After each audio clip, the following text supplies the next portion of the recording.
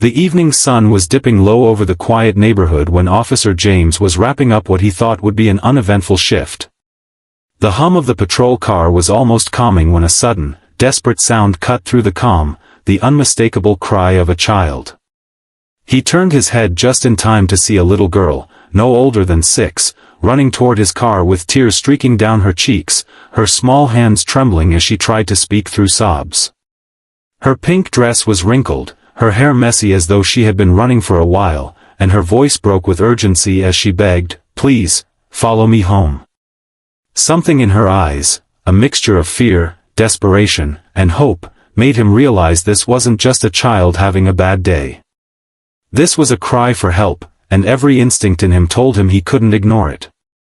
Before we continue, if you believe in kindness, second chances, and the power of compassion, please take a moment to like, share, comment, and subscribe to Kindness Corner. Your support helps us keep bringing heart-touching stories like this to life. James didn't waste a second. He stepped out of the car, crouched down to her level, and reassured her that he was there to help. Her small hand tugged at his as she urged him to follow, her pace quick and filled with urgency. She didn't say much on the way, only glancing back occasionally to make sure he was keeping up. The path led through narrow suburban streets, each step deepening the tension inside him. The closer they got, the more he noticed subtle signs that something wasn't right. The houses here were older, some with paint peeling from the walls, and there was a heavy silence in the air, broken only by the hurried footsteps of the little girl. When they reached the house, his heart sank. It was small, with an overgrown yard, the front door slightly ajar, and no signs of movement. The girl pointed toward the inside, her voice trembling as she whispered that her mommy was inside and wouldn't wake up. James' chest tightened as he gently stepped in. The dim light revealed a living room that bore the marks of struggle, empty food containers, scattered bills, and a faint smell of stale air. Following the girl's lead, he entered a small bedroom where he found a young woman, barely in her 20s, lying motionless on the bed. James quickly checked her pulse. She was alive but weak, her breathing shallow. It didn't take long for him to realize she wasn't just sleeping, she was in serious need of medical help. While calling for an ambulance, he kept talking to the little girl, asking gentle questions to keep her calm. Her name was Emily. Through quiet sobs, she explained that her mommy had been sick for days, that she had tried to make her soup but couldn't reach the stove, and that she'd been scared to leave her side until she realized she needed help. That's when she ran out and saw the police car. The paramedics arrived quickly and took the young woman to the hospital. Emily clung to James' uniform, refusing to let go as fear gripped her heart. James reassured her that he would stay by her side until her mother was safe.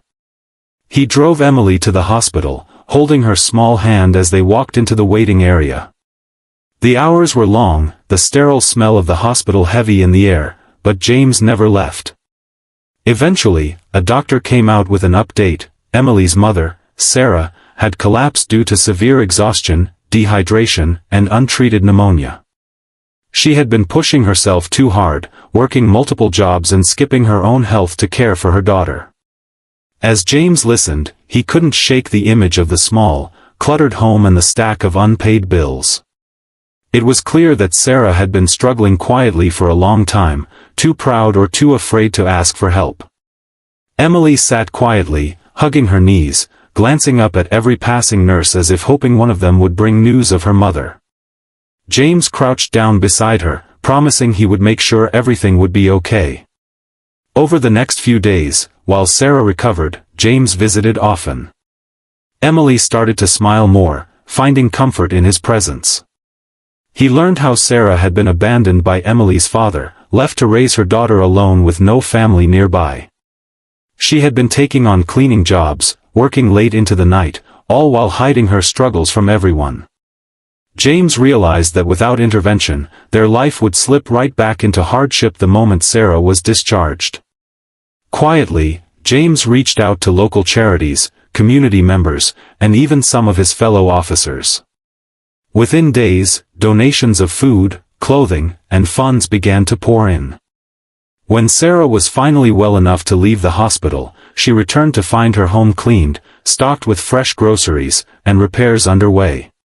Tears streamed down her face as she realized she wasn't alone anymore. Emily's smile that day was brighter than James had ever seen. She hugged her mother tightly, then turned and hugged James, whispering a soft, "thank you," that he would carry in his heart for years.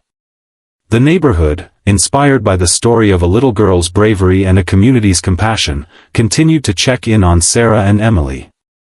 Sarah began working fewer hours at a stable job that allowed her more time with Emily, and the bond between them grew even stronger. As James stood outside their home one evening, watching Emily play in the yard while Sarah chatted with neighbors, he realized this wasn't just about one rescue.